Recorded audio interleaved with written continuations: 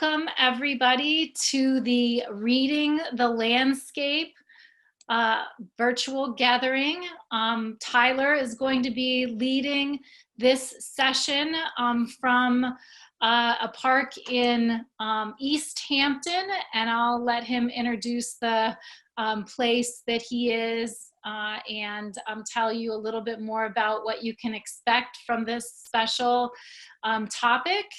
And as always, please feel welcome to submit questions, and if the group is small enough, just let me know you have a question and I can unmute you.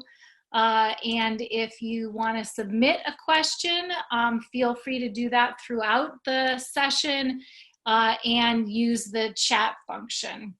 As you come in, can you please share your name and email and the group that you're with through the chat function as well.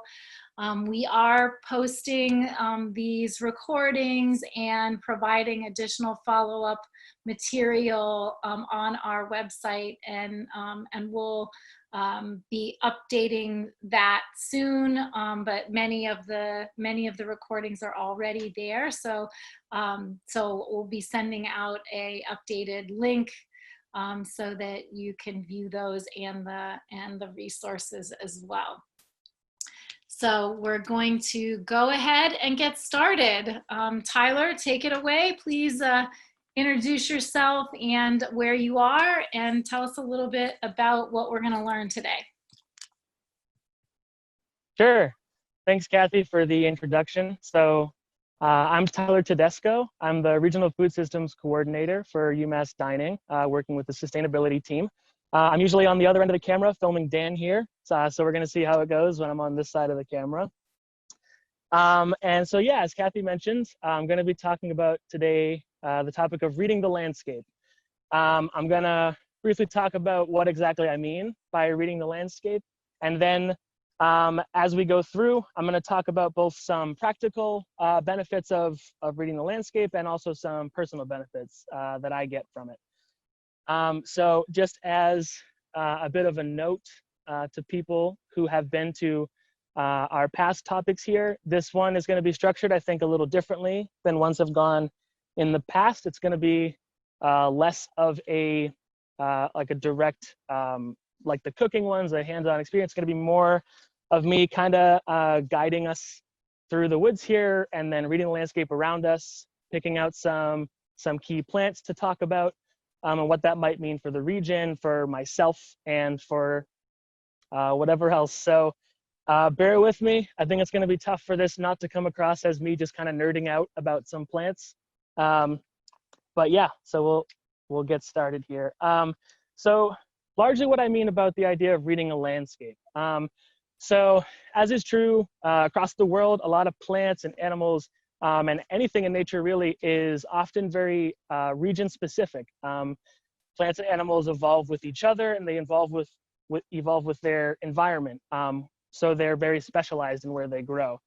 And so I'm going to be taking the perspective of plant identification of the plants around us on this trail in Nonotuck Park in Easthampton, and see what that can tell us about what's surrounding us.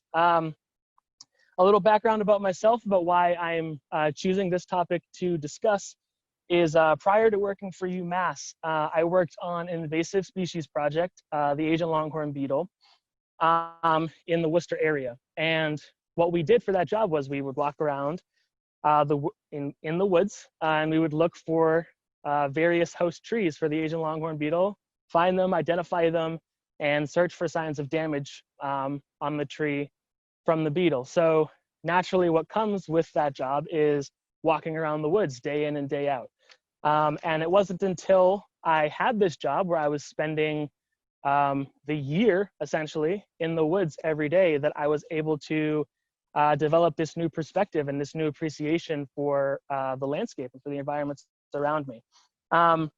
So my plan today is to use that perspective and that experience to sort of walk through some of the practical benefits, as I mentioned, you can get from some of the plants that I'll mention, as well as some of the personal growth that I experienced from being able to identify these plants. And so to start, I just wanted to talk quickly about poison ivy. If you just can get a quick shot of the poison ivy here, Keith. The reason why I wanted to bring up poison ivy is because I think that it is a great example plant that talks about switching perspectives, which is something that we've covered a couple of times in these virtual gatherings, changing the paradigm, switching how you might feel about a certain plant to learn to use it or to learn to appreciate it. And for me, poison ivy is that plant, at least in this area. Growing up, poison ivy was a plant that I hated because, of course, you get, rashes from it. And I'm sure many people are familiar with poison ivy. But it wasn't until I was spending a full year or 2 years in the woods for my last job that I got to see essentially the full seasonal life cycle of poison ivy and what it meant for the environment and how it changes with the seasons. So firstly, poison ivy is a fruit-bearing plant, and it produces berries, which are actually a very important staple food to a lot of our native birds here, which everyone loves to bird watch. And then secondly, being a native of Massachusetts, I lived here my whole life, and being in the Northeast, we're known for fall foliage. It's largely the maple trees, sugar maples and red maples, that take all the glory. But truthfully, if you are able to identify poison ivy, I highly suggest watching poison ivy change this coming fall, because the fall foliage of poison ivy is some of the best stuff around. It has various shades of reds and yellows and orange and purple even. It's really a special plant to watch change. And then the last couple things I want to say about poison ivy is this is a great shot too of right next to the poison ivy here is actually a wild blackberry. And many people learn to identify poison ivy by its 3-leaf structure. And if it's coming from the camera there, the blackberry also has this 3-leaf structure. Except a big difference with that is someone might want to get rid of poison ivy that's on their yard and accidentally be removing blackberry, which is something that you could help grow and promote and actually get some fruit from. But with that, I want to move on here. So as I mentioned, this is going to be a bit of like a walking, a guided type tour, because I think that the best way to sort of talk about the landscape and the environments that I'm trying to portray here is to actually go through them. So I do have a bit of... I got a quick question. Sure, go ahead. Can you, besides the 3 leaves, are there any other good indicators for the poison ivy? Sure. We just walked away from it a little bit, but yes, of course. So the 3 leaves are a very good indicator. And then especially if you're comparing it to the blackberry that was next to it, blackberry stem is spiny or thorny, and a poison ivy plant will not have that. And then the biggest giveaway for me is the 2 flanking of the 3 leaves, so not the one that's vertical, kind of look like mittens. They almost have thumbs, like someone is going like this. And to me, these 2 mittens and then the top leaf, that's the dead giveaway for poison ivy for me. Awesome. Thank you. Thank you. Of course. So one of the other things that I got from the job that I had before this was being able to interpret patterns and find patterns in the landscape around me. And so the first plant that I want to point out, and the first, I guess, landscape and habitat that I want to point out is right over here. So this other plant we have here, this is skunk cabbage.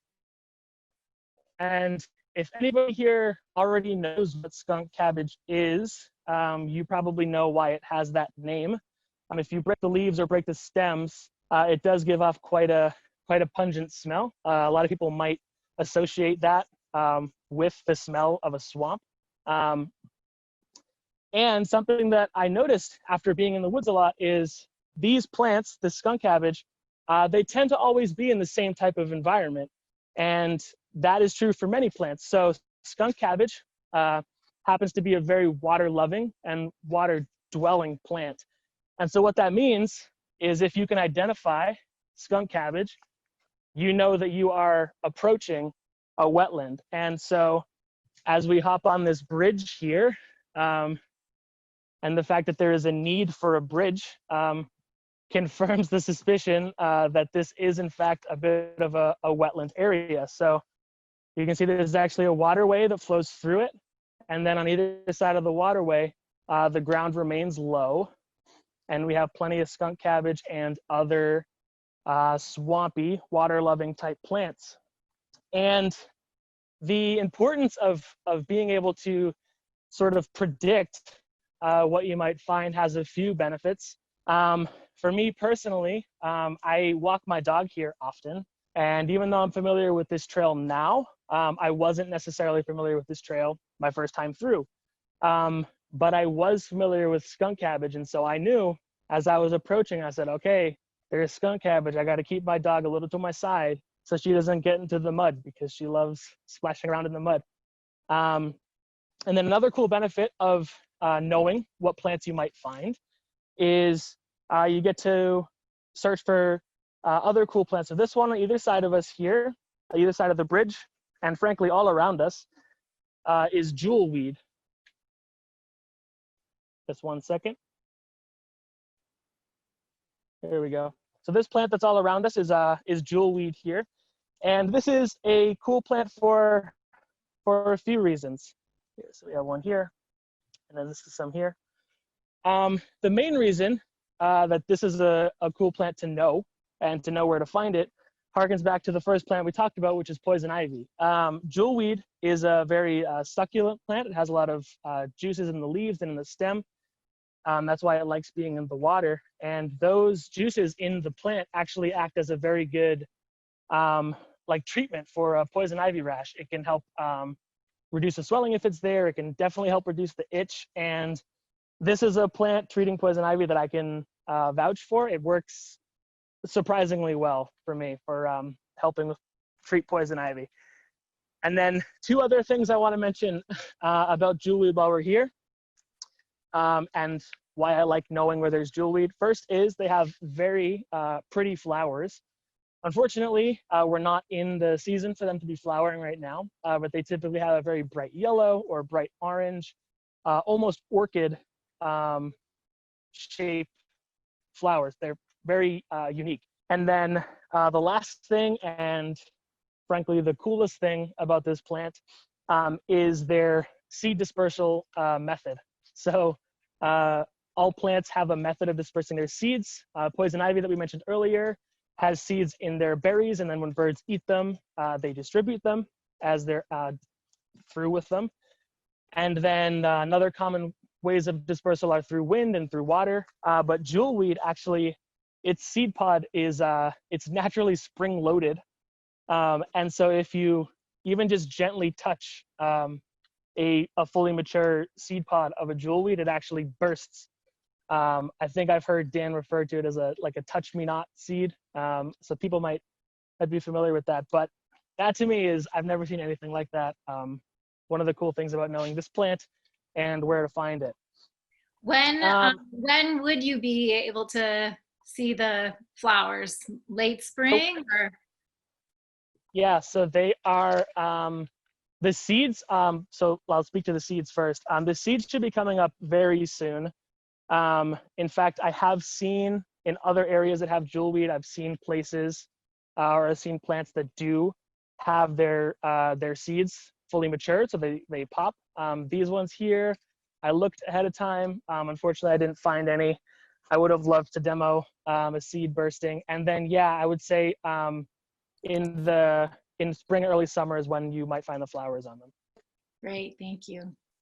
And then, okay, the last thing I want to say about wetlands before we move on to our next area of the walk is being able to predict what plants you might find. I wanted to take that one step further and talk about the potentially harmful plants you might find if you know that you're in or around a wetland environment. And this was a lot more of a threat in my previous job, but poison sumac, which is not too common, but when it exists, it's in a wetland environment much like this. And so it's important if I'm walking around an area like this to, be on the lookout for poison sumac. As we go through some of the plants that I'm just talking about, if people are interested, I can try to talk about their descriptions, but without them being around, I don't know if it has as much value to talk about what they look like. But either way, let me know either way. But yeah, poison sumac is a plant that is probably good to avoid because the toxin that will affect your skin in poison ivy, I do believe it's the same toxin, but it's in a much higher concentration. So you're much more likely to get it if you're otherwise immune to poison ivy, and it's much more likely to be worse if you do already react to poison ivy. Alrighty, so we're gonna keep moving a little bit here. And as we move, I'm just gonna take one leaf here, and I will talk about this later. I'm gonna take it with me. As we move away from that wetland area, I'm not positive how good it comes through, but you can already see that the landscape has changed dramatically. There's no more skunk cabbage, there's no more jewelweed, and there's a lot more trees and big trees. And if anyone has been to Nonotuck Park in Easthampton or been anywhere in the area, this region of Easthampton, this region of the county, has a lot of pine and other conifer stands. So it's very white pine heavy, it's very eastern hemlock heavy. And there are a couple of better spots as we progress through this that highlight the differences you might find in a predominantly conifer forest stand and then a predominantly deciduous tree like an oak or maple forest might tell you about. So we're gonna keep that on hold for just a minute as we approach the next plant I want to talk about. And it's actually two plants. So what I plucked earlier was from a Norway maple. And what I'm plucking right now is a sugar maple. So we have the two leaves here. And there's a few things that I want to say about these two plants. So many people are familiar with sugar maples for various reasons. Probably the main one being maple syrup. Everybody likes and enjoys maple syrup around here. And then also, along with red maples, sugar maples are some of our biggest or most showy fall foliage trees. So what people come to Massachusetts and New Hampshire and Vermont to see the foliage, a lot of it is sugar maples. The other leaf that I plucked here from a Norway maple, even if you're not directly familiar, or if you don't directly know what a Norway maple is, I can guarantee that you have seen it before. It is a very popularly planted tree in Massachusetts and even in surrounding areas as well.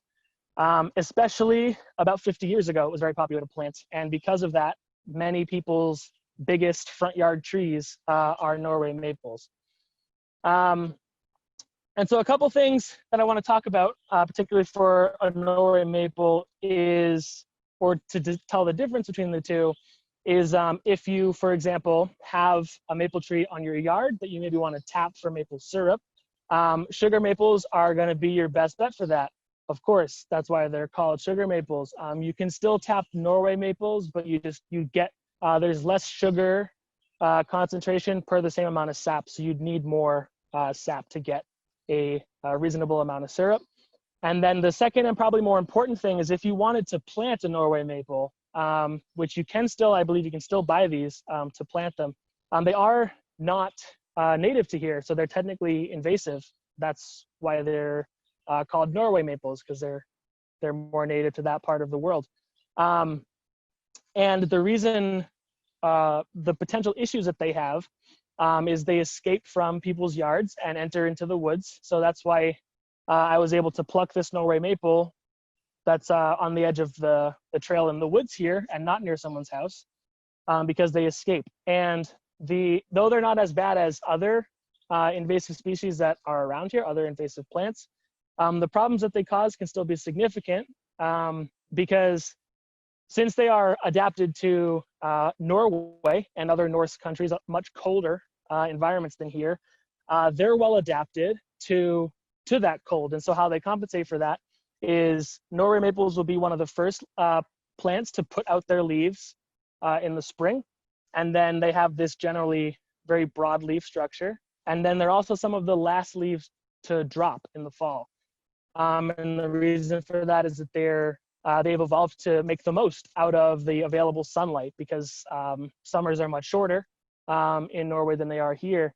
And so when they're here, they're using their skills of being adaptive to a shorter summer, but during a longer summer. So they actually shade out other plants that could be growing in the area. And then to sort of end off that part of the discussion, I'll just talk about some quick ways to tell the difference between the two. And I'm hoping that this will come through on the camera. But a Norway maple stem actually gives off this milky white sap from the leaf stem. And I'm not going to know how it comes through, but hopefully you can see. And so if you're not sure which tree you have, you can always pluck one leaf. If you can avoid plucking a leaf, that's probably ideal. But trees are pretty resilient, and so taking one or two leaves is not the end of the world for the tree. But one of my favorite ways, actually, to identify between the two leaves came from my fiance, who didn't have to learn trees for her job. She just did it because she wanted to.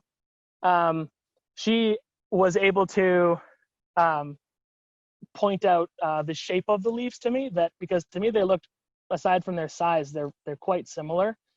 But she pointed out that if you look at the edges of a Norway maple leaf, it leaves behind a very defined rectangle shape, like a very neat rectangle. And I don't know, again, how that's coming through, but then a sugar maple has generally the same structure, but it's making much more of a trapezoidal, or coming to like a triangular point on the edges.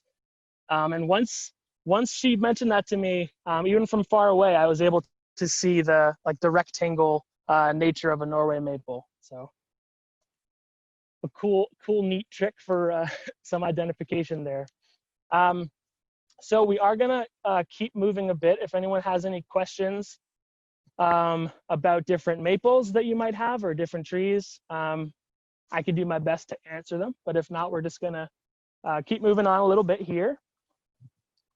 Is there anything, Tyler, that you can do to minimize the jumping? Yeah, so you can, I'll be honest, those trees were planted, a lot of them, a long time ago.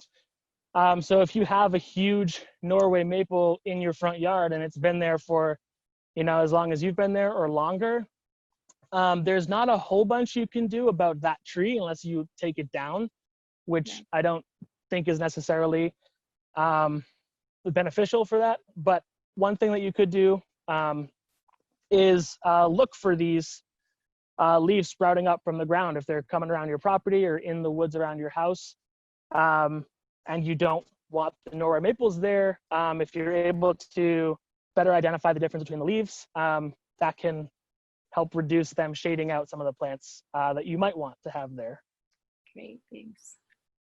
So our next stop here, we'll ditch these leaves, as at this tree here. So I mentioned I was gonna keep bringing up the importance of just knowing the different plants that you're walking past and what that might mean for you in a practical sense. So what we have here is a little ash tree, and I knew what I wanted to say about the ash before I came across this tree, and it just so happens that it works out perfectly. The reason why I bring up ash trees is because there are emerald ash borers and other insects and diseases that have been affecting these as of late, and they generally they don't do that well anymore, and they can otherwise get very big, but lately they haven't been doing so well. And so oftentimes if you see an ash, you can almost be certain that it might be approaching being unhealthy, and then you'll see dead limbs and limbs fall and a tree can fall down. So for me personally, if I do, get a house in the future, looking for things like an ash tree near my house is gonna ring a bell in my head to say, like, if this tree falls, will it reach the house, and things of that nature. And the reason why this tree worked out is because this tree is actually dead, just by chance. But that sort of drives home the point that I was making, that these trees tend to not thrive as well. Did you have a question there? Sorry, I thought I heard that you had a question coming through. No worries. So as we move on here, we're actually approaching another wetland area. And I think this is a good place to point out. You will start to see the wetland plants we talked about earlier, particularly the skunk cabbage and the jewelweed. They start to show up again to sort of highlight the environment-specific plants that you can find. And again, so this sort of drives home the point, like, if I knew I had poison ivy, or if I wanted to show somebody a jewelweed seed bursting and I came across this area, I would go check it out because I know that they're likely to thrive here. Just be careful on that part there.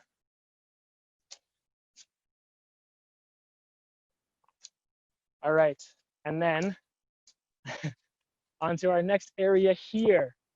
So one thing about being able to know your environment and knowing what plants you might find is you might be able to potentially save money if you can find plants yourself. So a pretty common plant that you can buy the derivatives from in like CVS is witch hazel. I've never used it personally, like in a bottle, but I know people apply it topically for rashes and insect bites, and a lot of other healing properties from witch hazel. And that is derived from the bark and the leaves. But it's also a native plant. Witch hazel grows around these areas. So if you do like that product, you might be able to find it yourself in the woods. And a couple of things that I wanted to mention to look for it. It tends to be a mid-story tree that grows. It's not too big, so it's never like too much taller than yourself. It might get 15 feet occasionally. Then it's not on the ground and it's not at the treetops. And then I would say that to sort of drive home that point, it actually does a very cool thing where it almost makes its own canopy, because the way that the twigs grow out and the way that the leaves grow up from the twigs, they sort of create this almost umbrella, and like they make this new understory canopy. And when I'm looking for plants, when I'm IDing plants, I always have one or two things that make them stand out in my head of what to look for as you're scanning quickly. And for me, this sort of random lower canopy of the forest is one thing that stands out for me to find witch hazel in particular. Can you show us a leaf? Yes, of course. So they do have I'd say mostly round shape to them, with the very soft rounded lobes here. And then something that there are only a few trees in the area that have this, but they also have that uneven base. And so from the left side of the leaf, it actually comes up higher than here. So that's something that you'll find on witch hazels, and elms are the two big ones around here that have an uneven leaf base. But an elm won't have that self-created canopy that the witch hazel has. All right. Does it have a distinctive smell too? So to me, it doesn't. If somebody is a little more familiar with the plant, they might be able to pick up on it. But honestly, no. The leaves just tend to be like a leafy or a green smell, and the twigs, the same thing, just like a twiggy smell, unfortunately. Okay. We will get to some scented plants eventually. Yeah. Before we do, I did want to point out these beautiful mushrooms we have over here. And I think even if the picture is not clear, they probably stand out pretty strongly against the dark leaf litter that they're growing out of. I personally, I don't have super strong mushroom identification skills. And so I don't know what these mushrooms are. If anybody who is on the call here is good with mushrooms, they might be able to share with everyone else. But I do know plenty of people who do mushroom hunt. They go out, every year, and they're looking for mushrooms. And there are a few things that you can look for if you are familiar with mushrooms, and so therefore you're safe to pick them and eat them. Is the overall yearly environmental conditions, as well as specific areas that they grow. You can find specific mushroom species. And so we've been getting like a good amount of like storms lately. And so recently with a lot of the sort of upcoming or previous rain, there's quite a bit more mushroom life that comes up. And that's a direct response to all of the rain that we've been getting. And just to further drive home the landscape idea that I was talking about. So just like there are plenty of plants that have a favorite environment, like a wetland or so, there are mushrooms that have a favorite environment as well. But their environment happens to be dead and decaying material. And so, for example, some mushrooms have preferred dead trees that they will grow out of. And so if you are into mushroom hunting, a good way to find the mushrooms that you want is actually to identify the species of a tree that has fallen. Or if you have a tree on your property that you might want those mushrooms, maybe you can, I don't know, take it down yourself, and then the mushroom is more likely to grow there. And then. So Dan shared that that's a Amanita, not sure which species, but most likely poisonous. Most likely poisonous. Drives home that better to just look and enjoy how beautiful they are than to pick them and test them unless you know exactly what you've got yourself into. Agreed. Because I would have guessed that Dan has a better knowledge of mushrooms than me. He probably does. But I mean, granted, it's through the video call, but even if someone who I feel is a little more experienced in mushroom hunting than me is a little hesitant, like you said, that's enough for me. I don't need I don't need to experiment with that.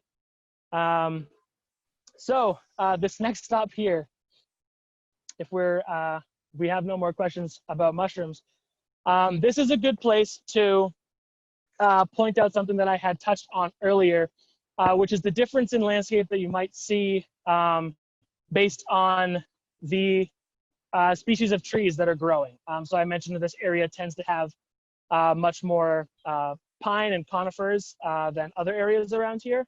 But this is a good place to demonstrate some of those differences. So if you wouldn't mind like panning this way, Keith, I will never know how well it comes through, but right off of the trail here is quite a bit of understory. I pointed out the witch hazel from earlier. There are sugar maples that we touched on earlier. There's a lot of other plants growing there. There's a lower story and a mid story, and the best way to describe it is it wouldn't be that pleasant to walk through it. You'd be stepping over things and potentially getting, poked by things in your eye. And that is, it's important to note out the big trees around us, all of the big trees around us and behind Keith that we walked through are oaks, most likely some type of red oak. So they're a deciduous tree. So these trees being present when their leaf litter, when their leaves fall off, and even their roots in the ground, they're creating a specific soil composition that is friendlier to other plants growing as well. And that's why there's more of a visible understory and midstory. And the reason why I wanted to point that out right here in this spot is because right as we keep walking this way, the predominant large tree switches to being white pines. And there are also some hemlocks, eastern hemlocks in here as well. And if you look to my right here now, the understory is, with the exception of some ferns, it's much more open. It's much more easily able to walk through. You wouldn't be getting poked as much. And the reason for that is the opposite of what I mentioned before. The predominant leaf litter is coming from these hemlock needles and the white pine needles, and it's creating a harsher, more acidic soil structure. So there's fewer things that can grow here. There are exceptions, of course. What would be a rule without an exception? There are plenty of, this is a paper birch here, and it's quite large, and it is growing in this area that is you know, a predominantly pine and hemlock region. There could be many factors that play into that. It could be because it's along the trail, and so it has access to different soils than it might versus being in the middle of the woodlot. And we have more paper birches here, so there are, of course, exceptions.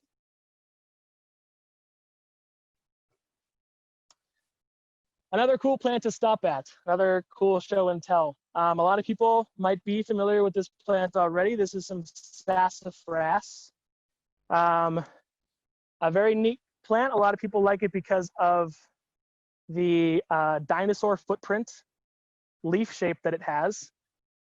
But something about the leaves that I find equally, if not more fascinating, is it actually has 3 different leaf shapes. It has the dinosaur footprint, this sort of mitten-shaped one, and then just sort of a general oval one. And they all form on the same plant. And I think that that's super neat that they're not like a variety of sassafras. It's just sassafras has 3 variations of its leaf. This is a pretty old plant. I know that it's a good source of vitamin C because it does, in its roots and its twigs, it does have a lot of vitamin C and a very gingery taste to it. And then the leaves have what has been described to me as a citrusy and even to smell of Fruit Loops, the cereal. And I'll be honest, I think that it actually does give off that a little bit. I'm just gonna throw my mask up because we got some people coming by. But yeah, this is a very old plant that's been used for thousands of years. I have been advised not to eat or chew on it too much just because of the tannin levels can be a bit too high to maybe be consuming a lot of it. So we got a little friend joining us here. As we move on a bit. Hello. Has anybody used sassafras for anything? Because I personally have not, but I know that people do make stuff with it. I don't know if anyone's used it personally.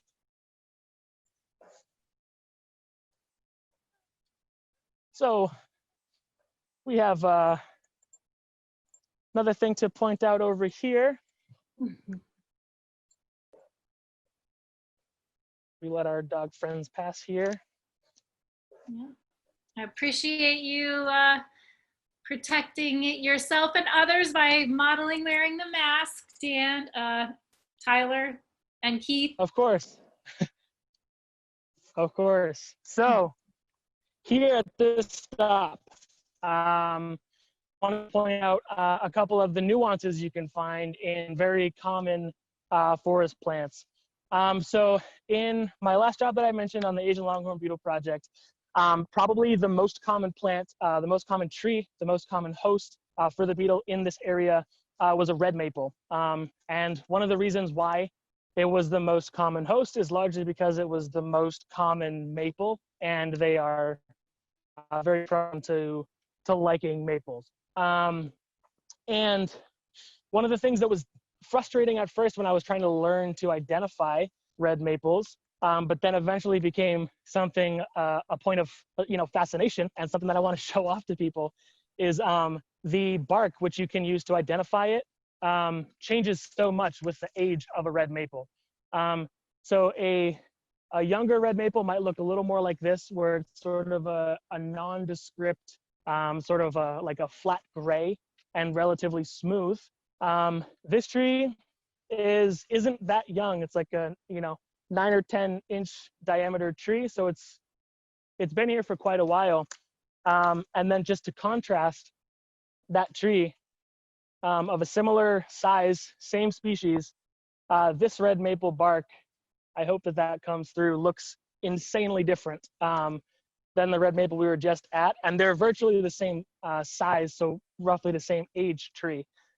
And this, to me, like I said, when learning to find a red maple in the woods, was very annoying, because it makes it a lot harder to find that key feature about it that you want to scan and search for. But it's also incredibly fascinating to me that there can be so much variation in age. The difference that we're seeing here is most likely due to the fact that this tree is in a much more disturbed area. It's like right in the middle of the trail. The trail goes on either side of this tree here. And so it might be experiencing some of the visual effects of age sooner than this red maple over here would be experiencing that same aging process. And I actually do have, I don't have it with me, but there is a very good tree ID book that I recommend. It's just called Bark, and it works exactly like you would expect it. It is a tree ID book, but instead of being based around identifying it through the leaves and the buds and the branching style, which all are very effective ways to identify trees, this one is focused on bark, and it even does follow the aging process that you see in a lot of the many trees around here go through changes in what their bark looks like. Do you ever use any apps for identification, Tyler? Yeah, so I have tried, but I don't have a ton of experience with iNaturalist, which is an app that me and Dan brought up in the discussion that we had led together. iNaturalist is a very good place, I think, to start, especially if you don't have any personal tree manuals, because it has a like an auto-identifying feature of the app where you take a picture on your phone, submit it into the app's database, and it gives you, it's not a perfect system, of course, but it will spit out the possibilities that it could be. Nice. So I think that's a good place to start. And then also on the topic of tree guides, there are dozens of different tree guides you can buy. Some of them are a lot more comprehensive, and almost all of them are also regional. So you would buy one that is specific to the Northeast.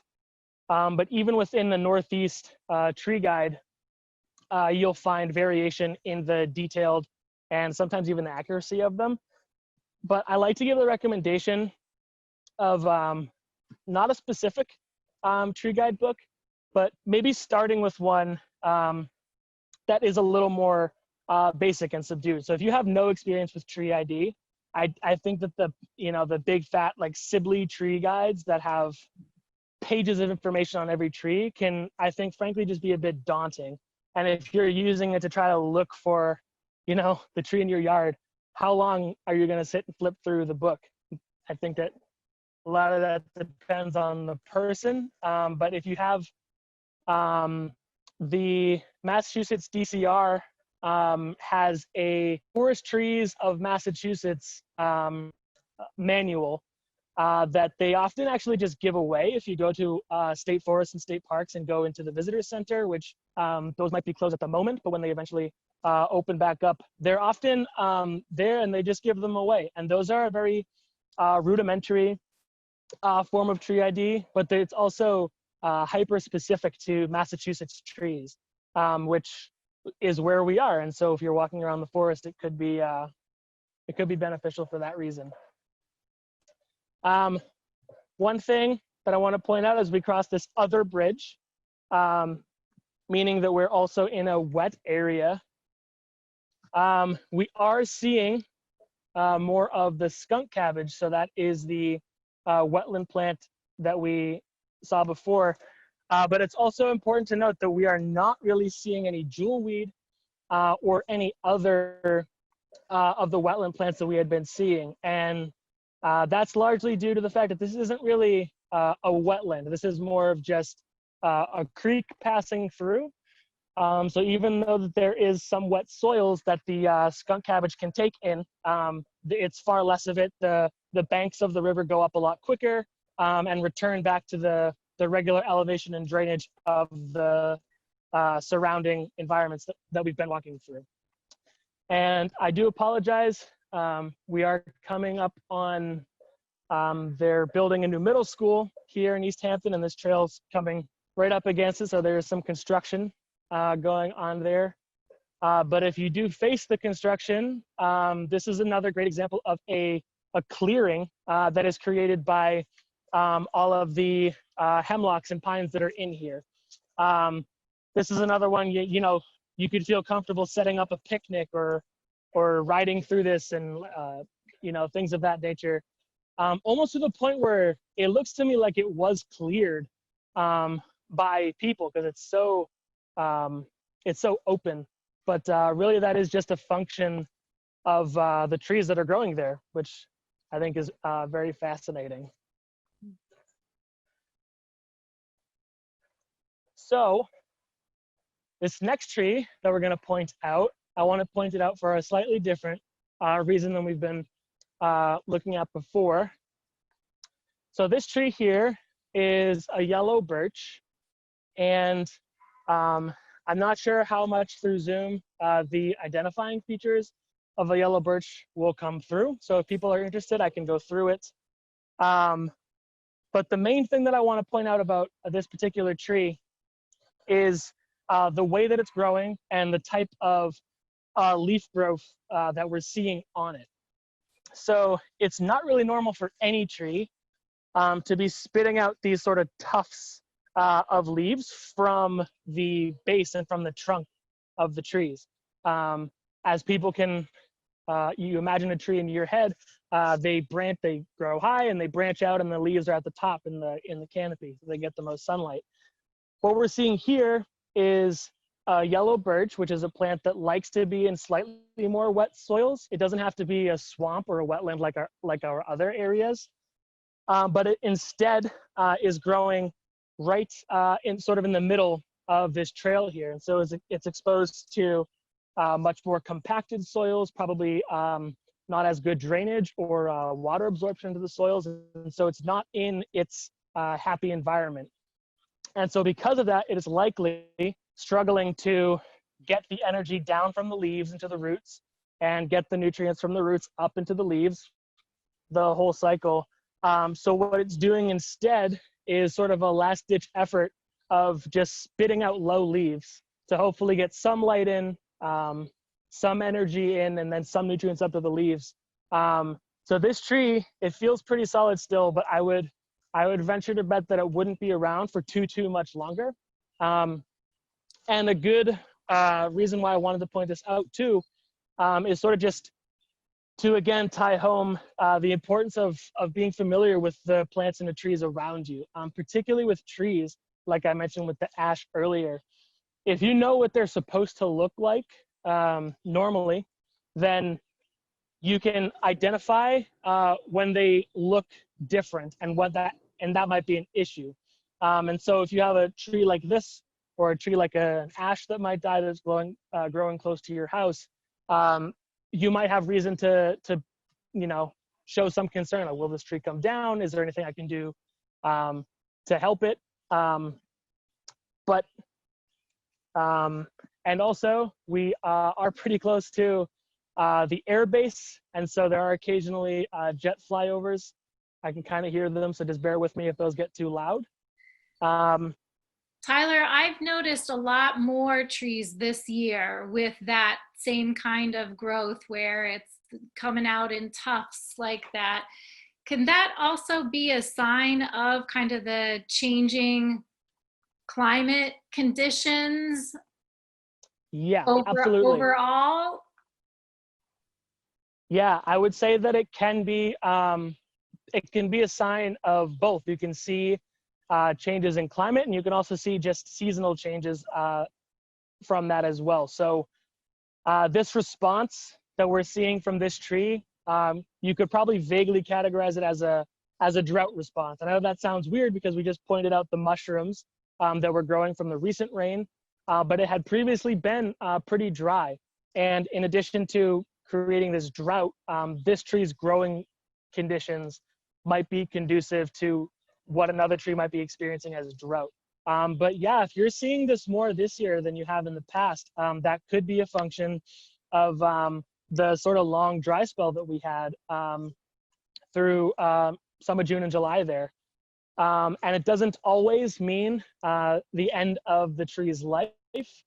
Something that I think I mentioned earlier, trees are very resilient. They're very adaptive, and they can overcome a lot of challenges. You'd be surprised what you can see a tree that's tipped over, roots out of the ground, and the next growing season it'll still put out leaves because it has some roots in the ground in order to keep living. But yeah, so that's what you mentioned there, Kathy, is another reason why I did want to sort of give this talk about being familiar with the plants around you, because you can you'll be able to see those changes and track those changes that otherwise you might not notice. And I think that being able to see and experience the changes that climate change might cause to the landscape around you can be impactful. It can add a new perspective to understand the severity of climate change if you don't already have that perspective of its severity. I thought this was a good time to ask if, through the best of my ability, if anyone has a tree in their yard or on their property or on campus that they recognize looks different than it has in the past, like maybe its leaves are growing in a different area, or there's something growing on it that you don't really recognize. I don't know if anyone has any personal experience on sort of changes that they see on the trees in their everyday life. Anybody want to throw out something? If not, that's okay. We are approaching the last few things that I want to talk about here. And I know that I will sound as if I'm repeating myself, but that's kind of the point for some of this stuff. I think that this is another great visual representation of the difference that the types of trees that are growing will have on the understory and the general landscape that you're living in and that you're looking at. And so just past these big pines here, maybe there's a better perspective here. It's the same thing. It's wide open. There is some birches and maples growing in there, but it's largely pretty open as we have the massive white pines growing here, especially compared to conveniently just across the trail, which has more oaks and poplars and birches and more deciduous trees growing. So it's a lot denser of an understory. And then the last thing I want to talk about is another smelly plant. This here is a sweet birch, also called a black birch. And learning to identify plants around me gave me it actually gave me the ability to have a favorite tree and to have a favorite plant, which I know sounds weird, but I didn't necessarily have before spending a lot of time in nature. I just, I liked that pine trees had their needles all year round, and I liked that other deciduous trees changed their leaf colors, but I didn't really have a favorite tree because I didn't know a lot about trees.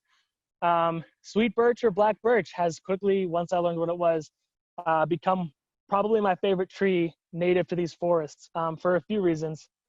The first reason is it's a birch and it doesn't have the showy birch bark that you might come to expect from a river birch or a paper birch. Those have very pretty and exfoliating bark. This is our sweet birch and our black birch here. It's not that pretty, especially compared to a paper birch, and that's part of the reason that I like it, because it's a lot more subdued. But then it has something that these other birches don't really have, which is if you break off a piece of the twig and chew on it and sniff it, it actually has a extremely minty smell and flavor, and not like a herbal mint that you pick from a garden. It's like a candy mint. It's sweet, hence the other name of sweet birch. So yeah, that's sort of how I wanted to wrap things up, of being able to find a favorite plant and be able to understand my surroundings, and be able to drive home the point that I had mentioned earlier of taking it slow, walking through and learning your plants. It can bring a new appreciation or a new understanding of something that you might have already enjoyed doing. I already enjoyed going on hikes. I already enjoyed being out in nature. But now, after learning much of what's around me in the forest, every hike becomes like a new adventure, because I'm learning oh, what's growing over here? And then I find something that I recognize, and then that can lead me to search for something else that I expect to be there, or to find something that looks out of place because I don't expect it to be there. So it just opened up so many different opportunities of doing something that I already enjoyed by approaching it from a different perspective. So I do think, I don't know the exact time, but I think that we're probably earlier than we tend to be, but this is sort of all We only have a couple of minutes left. Oh, okay. But I'm just curious if anybody has any questions or comments at all. One of the things that I really appreciated is that, the more that you walk in and around the same area, the better you're going to know what's there, but also notice those subtle changes. Exactly. And that idea of moving through those environments with that curiosity is something that you can share with any age group, and bring a new level of excitement to the experience. Yeah, and to sort of add to that, anybody, if you come on a hike with me, it's not much different than what this talk has been, because I love learning new things, and I love showing things that people don't know that's around them. So it's always a fun time. Great. Folks are saying very interesting. Thank you, Tyler.